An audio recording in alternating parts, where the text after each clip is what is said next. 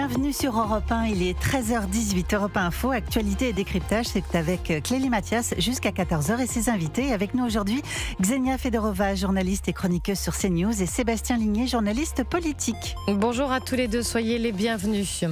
Plus de moyens anti-aériens, 16 rafales français et de prochains exercices de la force appelés à se déployer en Ukraine après un cessez-le-feu. Les 37 pays de la coalition des volontaires étaient réunis hier à Paris par Emmanuel Macron et ils ont marqué leur volonté de soutenir Kiev plus vite, plus fort, pour reprendre les termes, afin de mettre la pression sur la Russie et la pousser à la table des négociations. Voici la réaction de Dmitri Peskov, le porte-parole du Kremlin, qui a dénoncé ce va-t-en-guerre, je cite, de la coalition des volontaires. Je dirais qu'il s'agit d'une coalition de va-t-en-guerre. C'est ce groupe de pays qui ne veut pas de la paix, qui souhaite la poursuite de la guerre et qui entretient la profonde illusion qu'il est possible d'infliger une défaite stratégique à notre pays. Cette coalition se trompe et elle encourage la guerre. Bien entendu, nous suivrons la situation de très près. Ce sont des pays qui mènent des actions hostiles à notre égard. Nous les observerons donc avec la plus grande attention.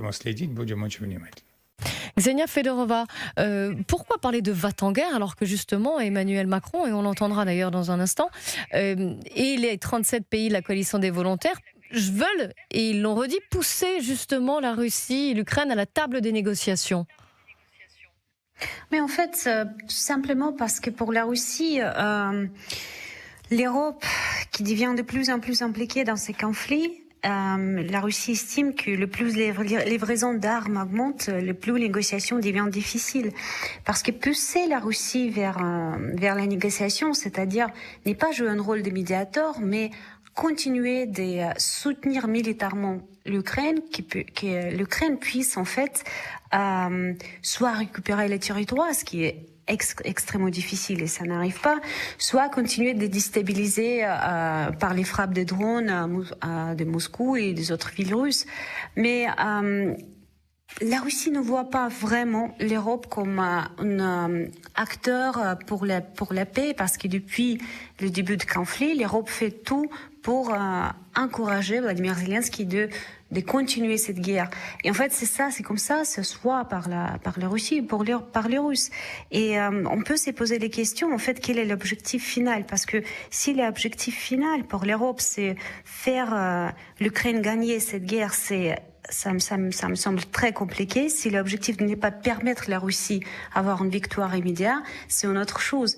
Si l'objectif était vraiment de trouver une sortie de ces conflits, je pense qu'il y a voie diplomatique, il y a reprise de négociations avec la Russie, reprise de dialogue avec la Russie. C'est ça ce qu'on veut plutôt voir que une volonté de continuer jusqu'à dernière Ukrainien, comme dit à un moment un sénateur américain. Donc c'est ça, en fait, c'est pour ça, à mon avis, la Russie voit ça plutôt comme une coalition de va-t-en-guerre à la place d'une coalition de volonté pour la paix. Et pourtant, Emmanuel Macron et les autres pays qui forment cette coalition des volontaires ont depuis de nombreuses années maintenant poussé quand même pour une reprise du dialogue et un aboutissement à ce conflit. Sébastien Ligné. Oui, mais là où je rejoins Ksenia, c'est que ça me paraît quand même un peu curieux d'expliquer dans la même phrase qu'il faut revenir à la table des négociations et dans le même temps organiser un grand raout militaire en expliquant qu'on est prêt à payer le sang de nos soldats s'il faut, que la Russie est une menace existentielle et qu'il faut réussir à infliger une défaite stratégique à la Russie et mettre la Russie à genoux. Ce ne sont pas des images, ce ne sont pas des mots qui me font penser à la paix. On assiste plutôt à un engrenage infernal vers la guerre. Sauf que ce mot de guerre, il est tabou aujourd'hui, c'est un non-dit. C'est-à-dire qu'on parle en permanence depuis de nombreuses années de réarmement européen, c'est vrai, mais dans toute l'histoire, les grandes périodes de guerre ont été précédées par des moments de réarmement. On assiste en ce moment à une grande période de réarmement à travers le monde, parce qu'on pourrait parler de l'arsenal nucléaire chinois ou indien, mais en Europe, tout le monde se réarme. Est-ce que le réarmement conduit à la paix? Généralement, non. En général, ça précède des moments de conflit extrêmement intenses.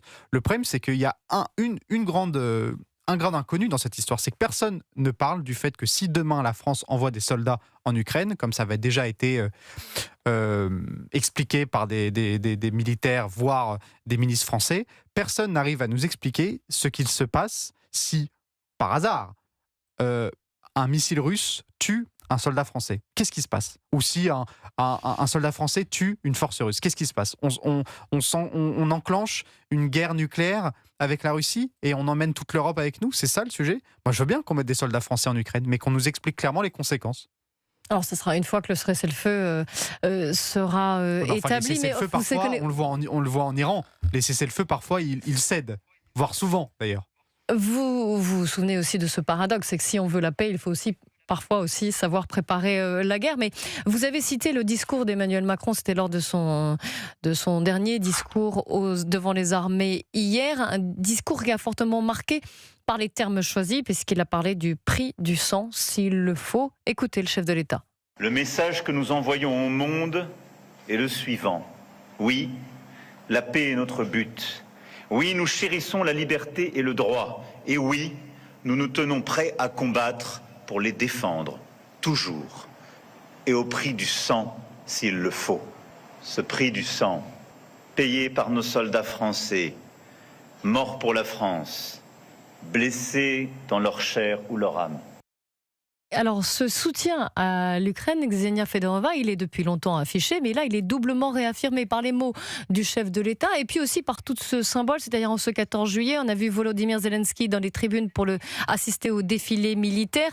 Des soldats ukrainiens ainsi que des soldats de la coalition volontaire ont défilé aussi. Il est assumé, il est affirmé, ce choix pour Kiev. Oui, mais ça, c'est pas nouveau. Et la position d'Emmanuel Macron depuis le début de ces conflits, la France, c'est soutenir l'Ukraine.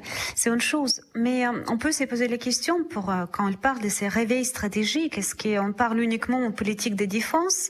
Est-ce qu'on prépare les Européens à vivre durablement dans une logique de confrontation avec la Russie?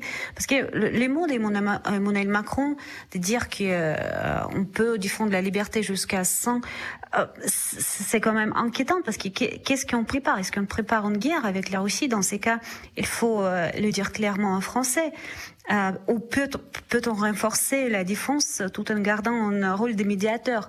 Franchement, quand j'écoute Emmanuel Macron, à mon avis, il me semble qu'il se prépare pour une confrontation de longue durée. Et là, je suis complètement d'accord avec Sébastien Meunier.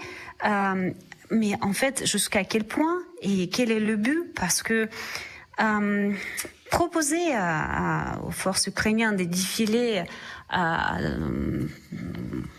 14 juillet, la fête nationale, évidemment qu'il y a les polémiques autour de ça.